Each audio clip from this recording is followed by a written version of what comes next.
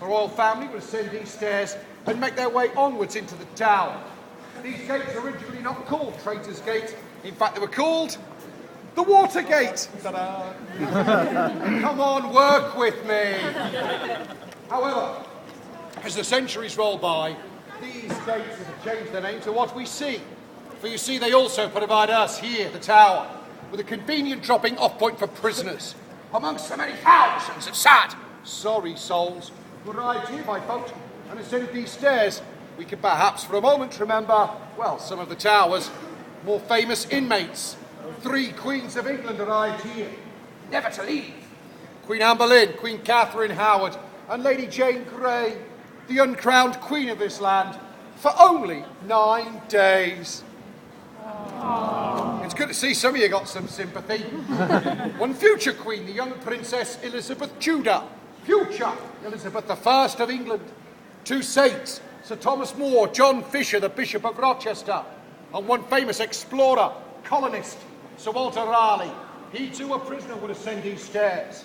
They'd all be met at the top by an escort of gentlemen warders, that's men, just such as myself. For even though you may have noticed, we warders do like to act. Ta-da. We do, in fact, fulfil a much more historical role here in the tower. For there's been gentlemen dressed such as I on duty within these walls, night and day, for over 700 years. In fact, until very recently, we were the oldest uniformed body of men. Yes, men in the world. A tradition, of course, now held by that last uniformed body of men, the Swiss Guard. Not on duty here in the tower, but on duty in the Vatican City of Rome. Since 1826 until modern times, we yeoman warders have been recruited directly from the British, and yes, would you believe it, it's Commonwealth Armed Forces. Did you know that? Yeah. Thank you, I'll tell you about that in a minute. Okay. Don't you start asking questions, think of this lot here. Yeah, often not known, we've had yeoman warders serve here from the Armed Forces of Canada, hooray, Australia, New Zealand, India, and yes, even South Africa. Yay. There you go. It's good to see a cheer. The criteria, of course, has changed over the last 2 centuries, but the basics remain the same.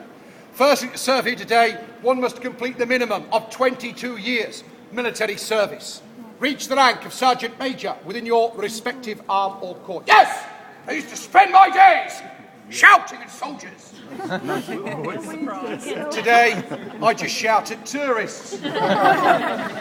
Actually, in this country, did you know there's any British people here? Yeah. Your hands up, British. Do you know what the weird thing about this country is? 68% of you British people believe that the British Armed Forces have not changed since 1945. And that British people really believe, as a Sergeant Major, I was a bit like that guy on, 8.5 Ottoman, Windsor Davis. Step sharper, you horrible little man. I really do wish that that was actually what the job entailed. Never mind the HR, the admin, the IT suites, and all the various modern management things that you no doubt come across in your modern workplace. It does make me wonder sometimes what British people think about the armed forces. It really is strange, I tell you. But anyway, I prefer to shout at people. It's a darn sight easier. However, on successful completion of interview, arriving here, you then undergo 1 year of historical training. The many exams and tests. Yes, I get 2 doctors of history teach me to tell you. I don't just get up here and give you any old tosh. Successfully passing the many exams and tests, I am then sworn in, successfully at St James's Palace, to give him my full title as a member of Her Majesty's Bodyguard, of the Yeoman of the Guard in Extraordinary.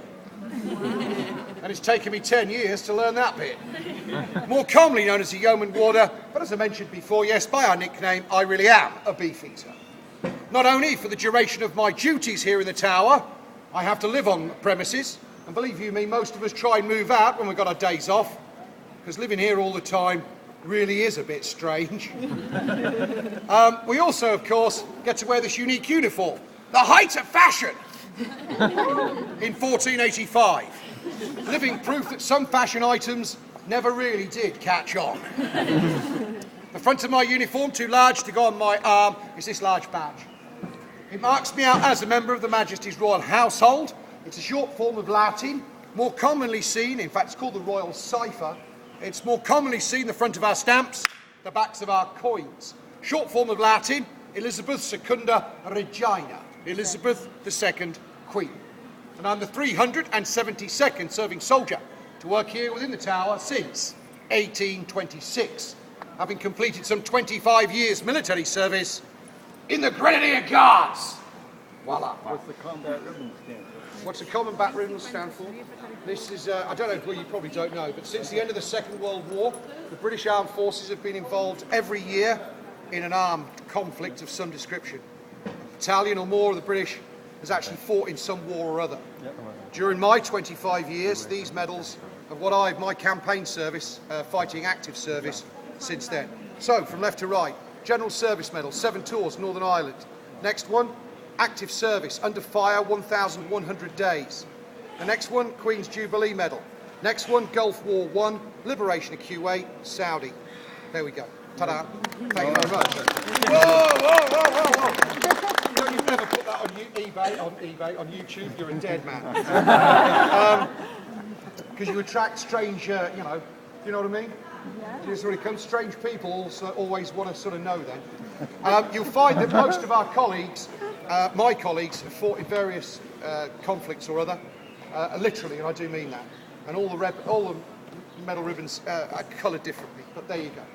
I digress. See, you should be asking me all these questions. We'll never get finished. Anyway, where was I? Crikey, you're not a lot even listening, are you? Behind you, then, you'll see the bloody tower. Or Tower of Blood! There's no happy stories here. It's just clearly you don't appreciate that. Originally called the Garden Tower, the windows on the far side overlook Tower Green. But it changed its name to what we see today, in the main, due to the writings of, well, the famous bard and playwright, William Shakespeare.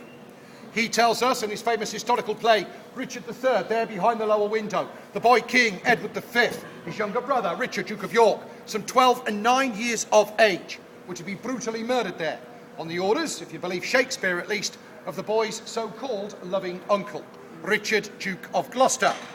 However, to be fair to Richard, the boy's uncle, there is in fact no historical proof that such a deed was done, such a brutal order given. Many people dismiss Shakespeare's writings today quite simply as Tudor propaganda. But what we do know for certain is this: the boys, 12-9, were held there, the lower chamber of the bloody tower.